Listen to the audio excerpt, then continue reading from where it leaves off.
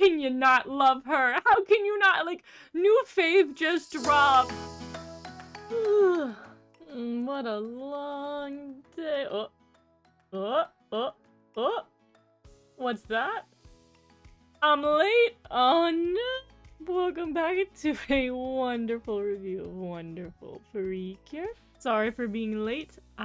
My girl, the ocean, called me and I beckoned. But I am back. A day late. But I am here to review a very, very, very special episode. Because this episode, we finally got Cure Nyami's transformation. And oh, this episode, oh, so good. So good. But without further ado, shall we take a look at this episode? Immediately, I think the episode was really cute with its theme. Like, this is the one time I'll let them get a pass for doing a baby thing. Mayu's getting ready to hang out to do what I think is like a brilliant idea. I love the concept of the baby tour. I think that's actually pretty adorable and it's a great way to get to know the town. We also get a little sneaky peek at some important items over here. But we get to see a little shot of BB, Mayu. And I love this style. I love this just kind of like cotton candy, pastel vibes. I love the flashback. Like, I love the design of flashbacks in this series a lot. This is so pretty. And this is so cute with them being little small BBs. Oh, adorable. They're so adorable with the flashback. And of course we tie in from the last episode, bringing up the whole concept of the mirror stone, wanting to make a wish with her very, very wholesome wish being that she wishes that she could get to know that mysterious girl we don't know anything about, obviously. But nonetheless, we focus back on the baby tour, which, again, this is just such a clever idea. I think it works both for this episode, but I also think just as a real life thing, this is precious. It's apparently an annual thing that Iroha does, where she goes around town and points out all of, like, the babies, all the little baby animals and where to find them, as well as getting to know the town. Like, this is just so clever. I'm kind of sad that Mayu is the only person who's really, like, she's the only new person, because I'm assuming Satoru has done this tour before. But obviously for the sake of what's going on in this episode, we didn't need a whole crowd. But I think this is the cutest thing in the universe. And Mayu's all on board for it. I mean, look at her hanging out with these peeps. I mean, actual for reals rabbit. I'm getting really comfy cozy, because Mayu is just an absolute mood this whole episode. Like, cute little girl being like, oh, the babies. I'm like, girl, the babies, the baby kittens. Kittens, guys, the baby kittens.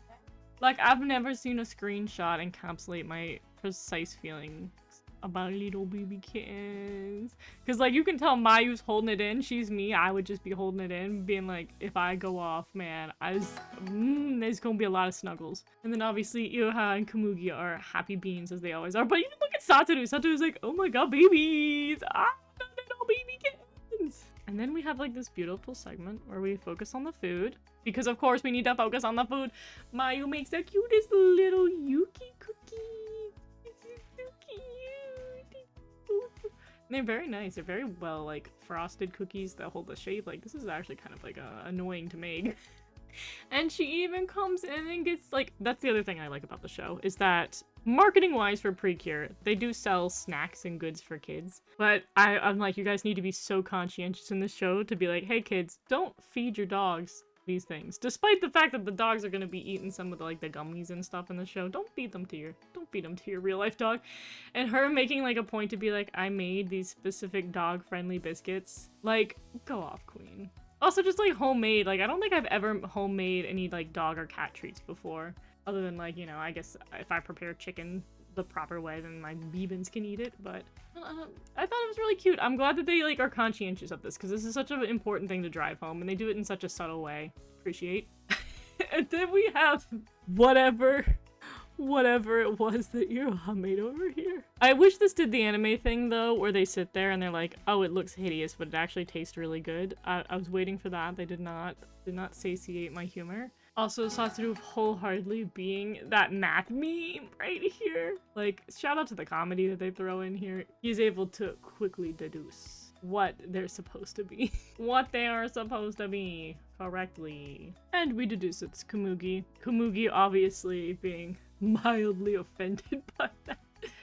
Overall, this is just such a cute picnic going on. Also, I just realized that Satoru's bag is like an invert of the Garu Garu egg. Not sure if that's important, but I'm just gonna put that out there. Suspicious. Also, my girl Iroha and Mayu have matching bags. I love that they brought up the little bags and you can see the little Yuki keychain. It's so cute. This is so cute. Look at these perfect, pristine sandwiches. Like, go off, Satoru. So cute. They got and then they don't even talk about it, but they have the little apple slices that are like shaped like a little rabbit. Like right, you can barely see them, but they're there. And we have, of course, the oyashi moment where Mayu is like, this is delicious. Because of course. And then we've got like Spider-Man over here. Yuki just spying on them, just making sure her girl Mayu is safe. She's probably been following them all day. Mayu just talking about how happy she is with Yuki. Also having that sentiment that I feel on a deep level of like, well, I haven't known my little kitty forever. Like, what was she like when she was a kitten? I bet you anything, though, it's going to go down the path that it does with Komugi, where Yuki does not remember much of her time before knowing Mayu. But she seems content. Episode's so sweet with how much, like, we see Yuki caring about Mayu. And, of course, we've got our Garu Garu moment. But I don't know why this got me. This made me laugh, where I was like, ah, yes, the little girl and her puppy 2v1 hit tiger. It's so intense looking. I think it's because of just how massive like the Garu Garu can be. And they don't look as dopey as like all the other monsters we've dealt with in other seasons. I was curious in this episode because I knew that for some reason the girls were not going to be able to protect Mayu. And usually it's like, oh no, the girls are so weak and they're getting so defeated. We need another cure to come in and save them. I like that they didn't do that. I like that the girls were doing their best effort. And the reason why Mayu got put in danger is because she wanted to save Dobihibi. She wanted to save the little ducklet. I feel like it works better. I also, again, just feels like we're not just doing the everyone is just terrible and we need somebody to come in and save them. It really is circumstantial and it makes sense for Mayu's character. And then we have the cat come in. Not quite sure how Yuki rolling up, though, changed the momentum of the tiger to the point where it stopped attacking, but, like, it is what it is, you know, we let it slide. And we see now, this is so beautiful now, but I'm gonna get so annoyed with it later, as we have the, animal to human transformation. She also has the biggest pouty face on the universe in this. It's not gonna be all that difficult for them to change the couple of frames of her frowning when she goes into her human form, but I thought it was super funny that she's just so grouchy.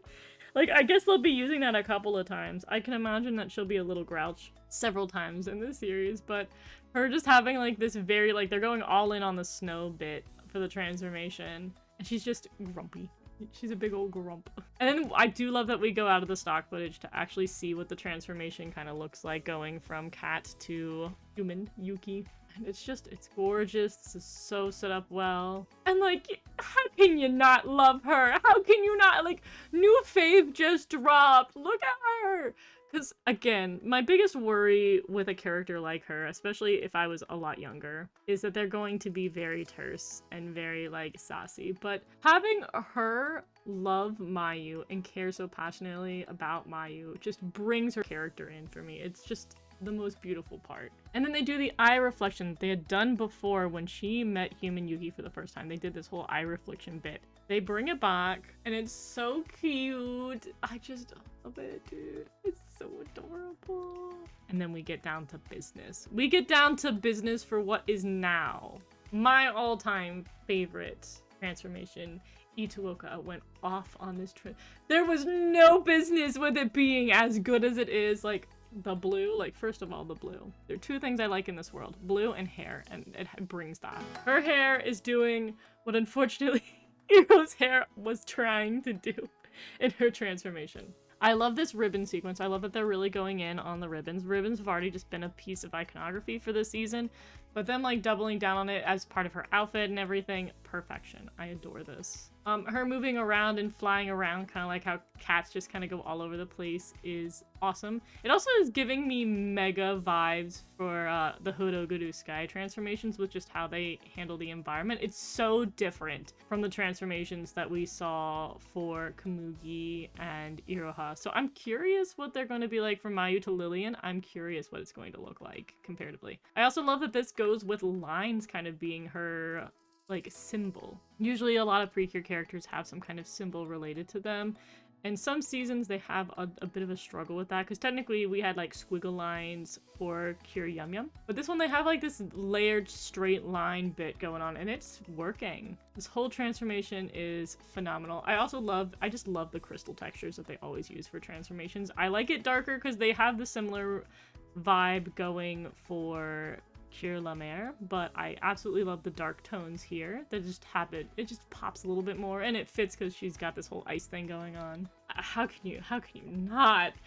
This is such an Itoga moment, and I just cannot stop staring. She's so pretty, so beautiful. And then the hair, oh my god. The hair having this kind of lighter, a little bit like, got a little bit more of a white overlay going on, or a white screen going on. The hair, as it moves into like this, the silverish white. The ribbons coming back in. The ribbons coming back in. And then of course we bring in the palette, switch from the eyeshadow over to the lip. And she puts it on like a queen. Oh, a queen. I love her so much. And then just each element, we have these little impacts that we did see with the other characters. I think it's got a little bit more sparkles added to it, specifically around the hands and a little bit of the dress here.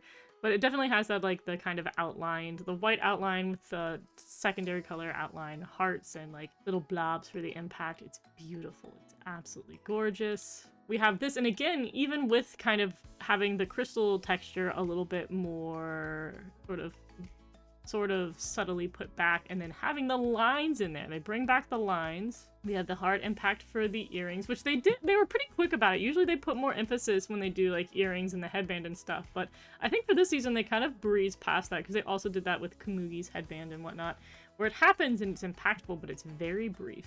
There's a lot going on. I mean, she can't be a queen forever in every segment of it, but she's beauty, she's grace. She will kick you in the face. I just absolutely adore this. I'm assuming the extra particles that we have, like we now see on her ribbons and kind of doing these two circles, are just to kind of drive home that she's Yuki. She is snow. There's going to be this like overall snow vibe going on with her character. And then we also see kind of this interesting gold grass bit being thrown in the back of the transformation, which is an interesting little thing. And of course we have a couple of little snowflakes that kind of come around. But again, the dark kind of like space background is very much what we've been seeing from the last few seasons, with them going with a darker transformation background, because they lightened it up for Wonderful and for Friendly. So I'm glad to see the dark backgrounds back. As we move into this, we also get to see these, I'm assuming they're going to be something like a lily. I can't quite tell what the flowers are at the bottom, but we do have the white flowers.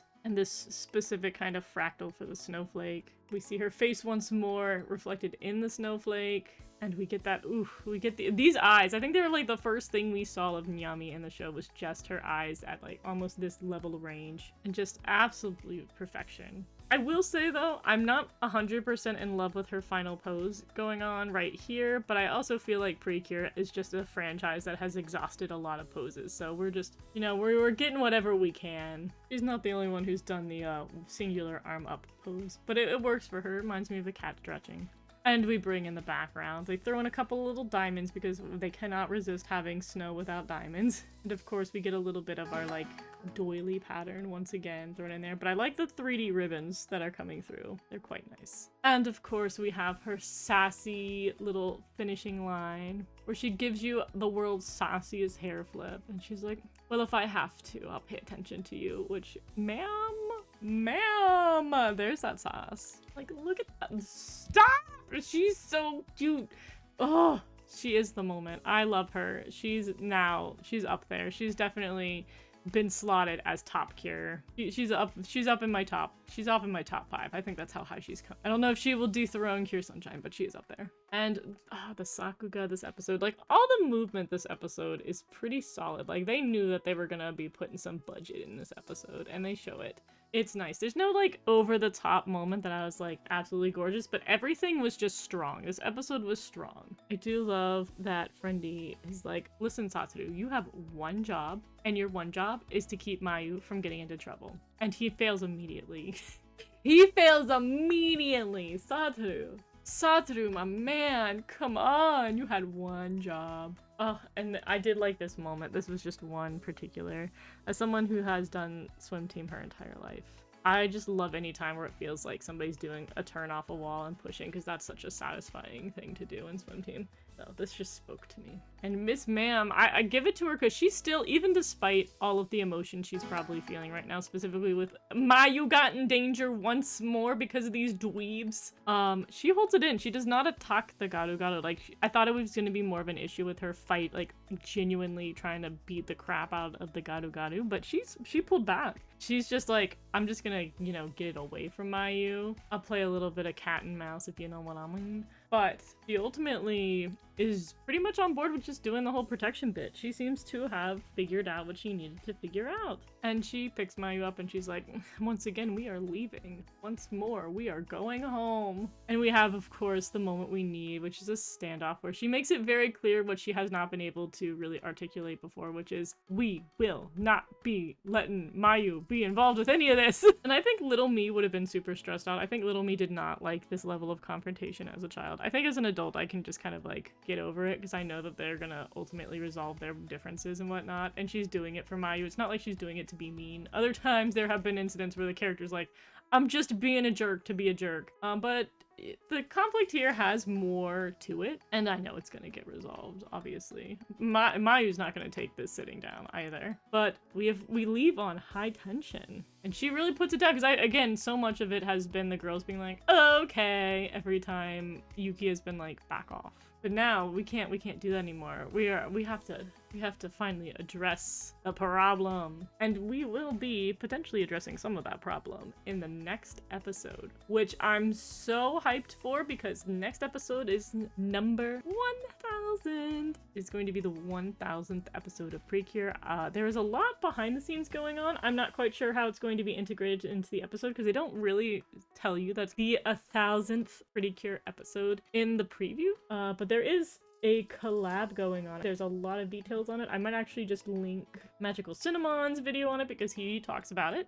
He will give you the scoop, so I will send you that way if you're wrapping up and you just want to know about it. But yes, that is all this week. We will see where the tension goes next week. Thank you so much for watching, and until next time, bye bye!